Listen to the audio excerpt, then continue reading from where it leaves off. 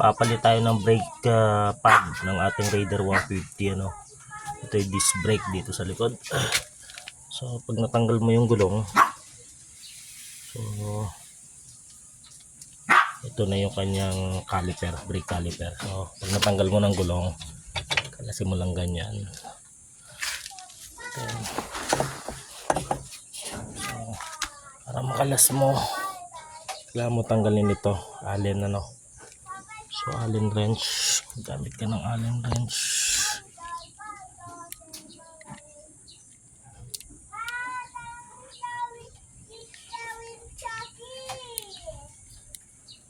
Kailangan mo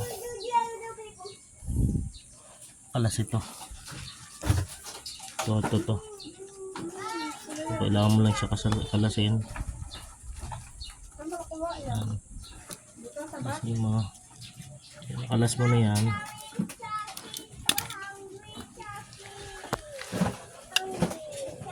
Tanggalin mo lang to para ma-release. So pag natanggal mo na yan, so ito, yan dalawa.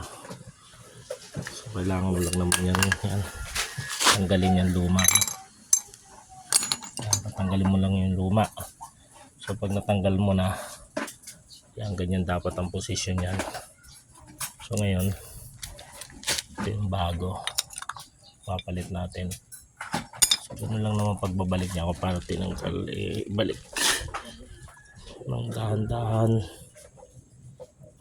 So una mo ikakabit ay itong ang ilalim, so may gitling. So ilan mo lang yan.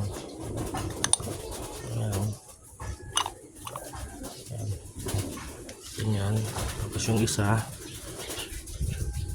ito siyempre itataob mo. So ganun mo kabit. So ganyan kanina yan. Ito yung bago, no. Kailangan lang natin itulak para lumuwag.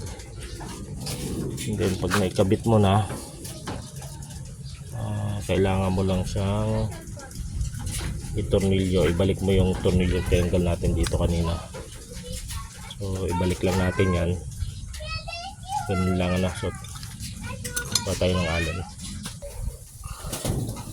Yan, naikabit na natin yung allen. So kailangan na lang natin yung higpitan. Yan, ibalik na natin. So yan ang itsura.